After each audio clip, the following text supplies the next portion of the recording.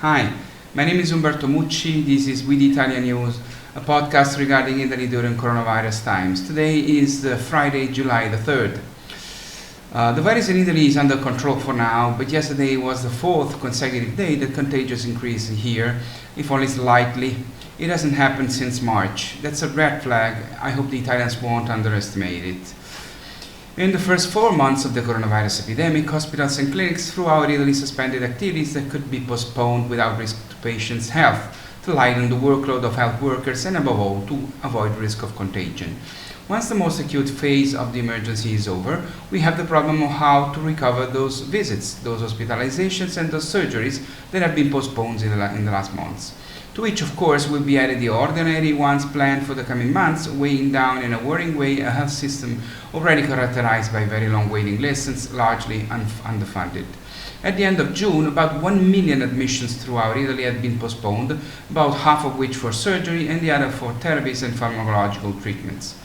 To this must be added outpatient visits, some of which were replaced by telephone or video conference consultations, but when this was not possible, they were just simply postponed. Only urgent interventions were carried out, often moved to private facilities with special agreements, and only oncological activities and those of greatest daily necessity, such as dialysis, were carried out on an outpatient basis. Even before the coronavirus, the waiting lists were very long, up to 9 months, and 40% of scheduled admissions, surgeries, and examinations and outpatient visits were paid for and carried out privately. Recovering the postponed activities will not be easy. The visits will have to be structured in such a way as not to create groups in the waiting rooms. The hours will have to be extended in the early morning and in the evening and at the weekend in order to allow as little staggered access as possible, respecting the timing to avoid groups. It will be necessary to take temperature measurements at the entrance, swabs before admissions, and the presence of accompanying persons should be reduced to a minimum. It is estimated that it will take 3 years to recover the time of before, and this is if there are no further emergencies for a massive return of the virus. In all this, Europe is insisting to lend Italy 36 billion euros at an almost zero rate to be repaid by 2030 and used exclusively to improve Italian healthcare. But there are many in both the majority and the opposition who reject this money, so for the moment we are not using it. These Italians prefer to go to international markets and ask for the money there, and this means that in 10 years' time we should pay back 6.5 billion euros more in interest than what we should give back to Europe. Now, I know you think that I'm joking or that I am suffering a heat stroke, but unfortunately it is unbelievable as much as true. One of the forthcoming decrees of the Italian government aims to simplify the very complicated procedures governing public procurement. Perhaps many of you know how complicated and crazy the Italian bureaucracy is, so simplification is absolutely necessary.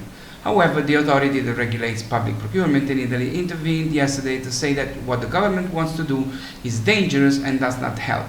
According to this authority, it is wrong to use super commissioners with full powers who bypass the rules that guarantee competition and transparency in procurement thanks to numerous and very broad and indiscriminate exemptions that create confusion, take away regulatory reference points that are important for the enterprises, and risk encouraging corruption and administrative paralysis.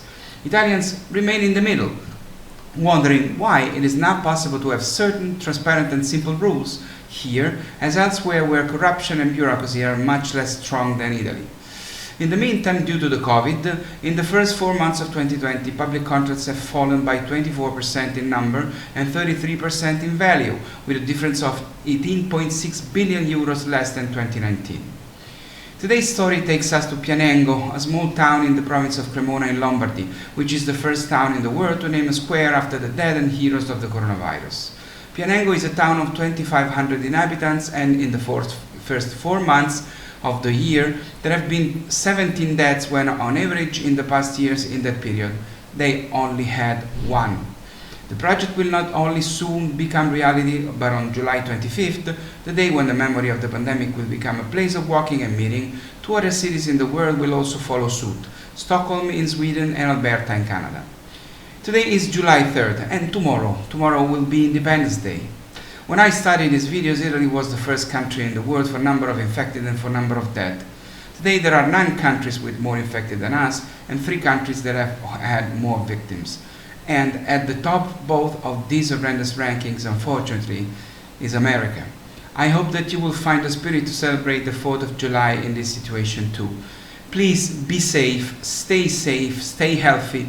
Do not think that this virus is less strong or that you are not still at risk. Please wear the mask, protect yourselves strongly, take care of yourselves and your families, please. We'll get out of this, but to do so we all have to be careful.